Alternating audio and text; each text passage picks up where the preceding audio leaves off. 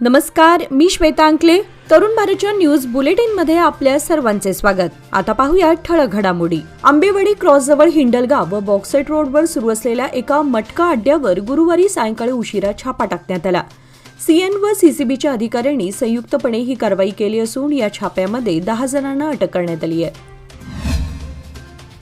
अखिल भारतीय मराठी साहित्य संमेलनाच्या माध्यमातून महाराष्ट्र कर्नाटक सीमा प्रश्नाकडे केंद्र सरकारचे लक्ष वेधण्यासाठी दिल्लीत गेलेल्या मराठी बांधवांनी बेळगाव आमच्या हक्काचे च्या घोषणा देत देशाच्या राजधानीत सीमा प्रश्नाचा हुंकार केला. मध्यवर्ती महाराष्ट्र एकीकरण समितीच्या नेतृत्वाखाली खानापूर आणि बेळगाव येथील समिती कार्यकर्ते बेळगावहून आज दिल्लीला पोहोचले आहेत. त्यांनी सीमा बांधवांच्या व्यथा प्रकट केल्या. महाराष्ट्र शासनाने 2004 साली सीमा प्रश्न सर्वोच्च न्यायालयात दाखल केला आहे. तेथील कामकाजाला गती द्यावी, अखिल भारतीय मराठी साहित्य संमेलनाच्या माध्यमातून सीमा प्रश्नाची धग महाराष्ट्र आणि देशव्यापी करावी. अखिल भारतीय साहित्य संमेलनात केंद्र शासनाने बेळगाव सीमा भाग तात्काळ महाराष्ट्रात सामील करावा असा ठराव मांडावा असं आवाहन करण्यात येणार आहे. दिल्ली येथे अखिल भारतीय मराठी साहित्य संमेलन निमित्त काढण्यात आलेली ग्रंथदिंडी दरम्यान बेळगावातील एक मराठी कार्यकर्ता पत्रक वाटून मराठी भाषिकांवरील अन्याय दूर करण्याची मागणी यावेळी करताना दिसत होता. खानापूर तालुक्यातील नदगड गावात स्वयंपाक करताना सिलेंडरचा स्फोट होऊन 5 जण गंभीर जखमी झाले. या घटनेमध्ये एका व्यक्तीची प्रकृती चिंताजनक असून कोणतीही जीवितहानी झालेली नाही. नंदगड गावातील जनता कॉलनीतील रघुनाथ मादार यांच्या घरामध्ये सिलेंडरचा स्फोट होऊन रघुनाथ मादार वय 35, नागराज कोलकार वय 30, मशा नव्वा कांबळे वय 55, मनुषा कांबळे वय 26, प्रकृती कांबळे, आराध्या कांबळे हे गंभीर जखमी झाले. नंदगडमध्ये गेल्या आठवडाभरापासून ग्रामदेवीची जत्रा सुरू असताना सिलेंडर स्फोट झाल्याने भीतीचं वातावरण निर्माण झालंय. अग्निशमन दलाचे जवान घटनास्थळी दाखल झाले असून परिस्थिती नियंत्रणात आणली आहे. विजापूर शहराजवळील तोरवी रोडवरील अल अमीन मेडिकल कॉलेजमध्ये मूळ जम्मू काश्मीरचा रहिवासी असलेल्या हमीन नासिर हुसेनी या काश्मीरी विद्यार्थ्यावर रॅगिंग करणाऱ्या 5 सिनियर विद्यार्थ्यांविरुद्ध गुन्हा दाखल करून त्यांना अटक करण्यात आली आहे. अटक करण्यात आलेले सर्व विद्यार्थी अंतिम वर्षातील असून ते बेळ्ळारी, विजापूर आणि तुमकुर जिल्ह्यातील आहेत. हमीनच्या कुटुंबातील एका सदस्याने पंतप्रधान नरेंद्र मोदी, केंद्रीय गृहमंत्री, जम्मू काश्मीरचे मुख्यमंत्री, कर्नाटकचे मुख्यमंत्री सिद्धरामय्या, उपमुख्यमंत्री डी.के. शिवकुमार यांना अल अमीन मेडिकल कॉलेजमधील MBBS विद्यार्थ्यांवर रॅगिंग झाल्याप्रकरणी ट्विट केलं होतं. यानंतर विजापूर पोलिसांनी आरोपी 5 जणांविरुद्ध गुन्हा दाखल करून अटक केली आहे. महाराष्ट्र शासनाचा कर चुकवण्याच्या उद्देशाने गोवा बनावटीची दारू अवैधरित्या वाहतूक करणाऱ्या वाहनाचा थरारक पाठलाग करून चंदगड पोलिसांनी सुमारे 5,12,400 रुपयांची दारू जप्त केली आहे. दारू वाहतूक करणाऱ्या इनोव्हा कारसह एकूण 14,12,400 रुपयांचा मुद्देमालही पोलिसांनी जप्त केलाय. दिनांक 20 फेब्रुवारी 2025 रोजी चंदगड पोलीस ठाण्याचे पोलीस निरीक्षक विश्वास पाटील, पोलीस हवालदार सुनील माळी, तुकाराम राजीगरे, पोलीस शिपाई नितीन पाटील यांच्यासह इतर कर्मचाऱ्यांनी या कारवाईत महत्त्वाची भूमिका बजावली. दरम्यान या कारवाईत सापडलेल्या इनोव्हा कारचा मालक व अज्ञात चालक या आरोपी आपले वाहन तिथेच टाकून पलायन केल्याने त्यांचा शोध सुरू आहे. आरोपींवर चंदगड पोलीस ठाण्यात महाराष्ट्र दारूबंदी कायदा व मोटार वाहन कायद्यान्वये गुन्हा दाखल करण्यात आलाय.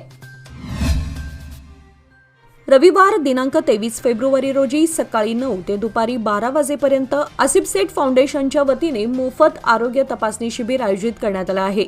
या शिबिरात असंसर्गजन्य रोग, वजन, रक्तदाब आणि रक्तातल्या ग्लुकोजची पातळी तपासणी होणार आहे. तरी बेळगाव उत्तर मतदारसंघातील नागरिकांनी खंजर गल्ली येथील सरकारी मुलींची शाळा, रुक्मिणनगर येथील सरकारी शाळा, रामतीर्थनगर येथील सरकारी शाळा, आझमनगर येथील सरकारी उर्दू शाळा तसेच अशोकनगर येथील सरकारी शाळेमध्ये रविवार दिनांक 23 फेब्रुवारी रोजी जाऊन या मोफत शिबिराचा लाभ घ्यावा असे आसिफ सेठ फाउंडेशनच्या वतीने कळवण्यात आलं आहे. बेळगाव कॅन्टोन्मेंट बोर्डाचा महानगरपालिकेत समावेश करण्यासाठी मार्चमध्ये महत्त्वाची बैठक आयोजित केली जाणार आहे. मात्र फक्त 112 एकर जमीन हस्तांतरणाचा प्रस्ताव कॅन्टोन्मेंट बोर्डाने दिलाय. त्यामुळे उर्वरित नागरिकांना फटका बसणार आहे. या मुद्द्यावर समितीने अहवाल तयार करून तो केंद्र सरकारला पाठवण्याचं काम हाती घेतलं आहे. याच बैठकीत संरक्षण मंत्रालयाने बंद केलेल्या रस्त्यांबाबतही चर्चा होणार आहे अशी माहिती खासदार जगदीश शेट्टर यांनी दिली।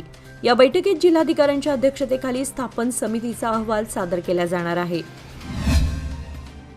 खानापूर रोड, टिळकवाडी, बेळगाव येथील मराठा मंदिरच्या शेजारी असणाऱ्या जक्कीनहोंड तलाव परिसर व रस्त्याच्या शेजारी सध्या मोठ्या प्रमाणात घाणीचं व कचऱ्याचं साम्राज्य पसरलं असून त्यामुळे या ठिकाणी मोठ्या प्रमाणात दुर्गंधी पसरली आहे। तरी लोकप्रतिनिधींसह महापालिकेच्या आरोग्य खात्याने याची त्वरित दखल घेऊन हा साचलेला कचरा तात्काळ हटवण्याच्या सूचना संबंधित खात्याला देऊन सफाई कर्मचाऱ्यांकडून या परिसराची स्वच्छता करण्यात यावी। तसेच या ठिकाणी परिसरातील नागरिकांकडून पुन्हा कचरा टाकला जाऊ नये या दृष्टीने उपाययोजना करावी अशी जोरदार मागणी येथील नागरिकांकडून केली जात आहे।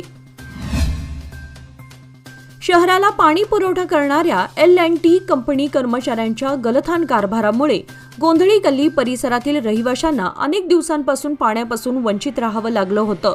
जलवाहिनी घालताना जुन्या चालू वाहिनीला धक्का बसल्यानं पाणी पुरवठ्यामध्ये व्यत्यय निर्माण झाला होता।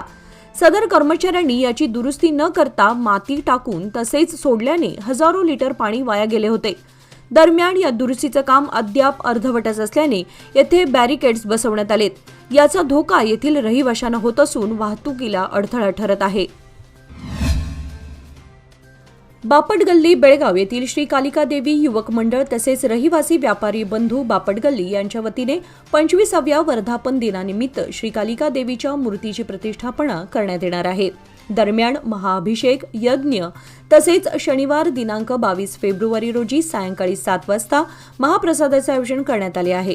तरी सर्व भक्तांनी या मूर्ती प्रतिष्ठापनेचा तसेच महाप्रसादाचा लाभ घ्यावा असे मंदिर व्यवस्थापनेच्या वतीने कळवण्यात आले।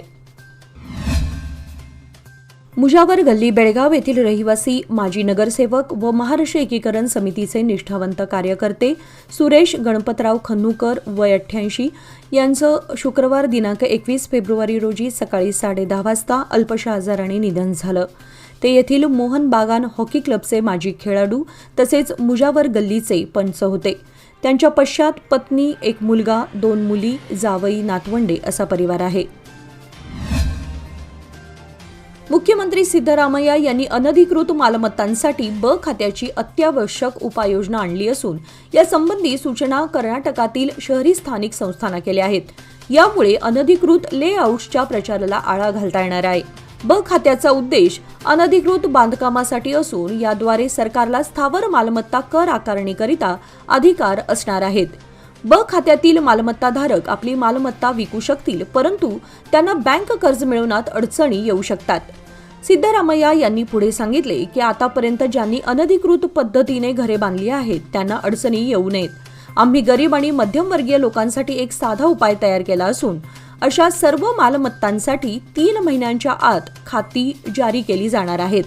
या प्रकारे आता बेळगावमध्ये सुद्धा ब खाते नोंदणीसाठी सर्वेक्षण सुरू करण्यात आलंय, ज्यामध्ये ई-आस्थी ऑनलाईन मालमत्ता नोंदणी प्रणालीचा वापर केला जातोय। यासाठी हेस्कॉम आणि तहसीलदार कार्यालय तसेच संबंधित खात्याकडून माहिती मागवली जाणार आहे। बेळगाव शहराला पाणी पुरवठा केल्या जाणाऱ्या हिडकल धरणातील पाणी साठ्यामध्ये 18.82% घट झाली आहे। आज शुक्रवार दिनांक 20 फेब्रुवारी रोजी धरणामध्ये 27.20 TMC पाणीसाठा आहे। गेल्या वर्षी याच दिवशी 33.506 TMC पाणीसाठा उपलब्ध होता। यामुळे पाणी पुरवठा आणि व्यवस्थापनावर परिणाम होऊ शकतो अशी चिंता व्यक्त केली जाते। याचबरोबर आजचे बातमीपत्र इथे संपले। अधिक माहिती आणि ताज्या घडामोडींसाठी पाहत रहा तरुण भारत न्यूज चॅनल। तसेच आमच्या चॅनलला लाईक, शेअर आणि सबस्क्राईब करायला विसरू नका आणि विश्वासार्ह बातम्यांसाठी दररोज वाचा दैनिक तरुण भारत। धन्यवाद।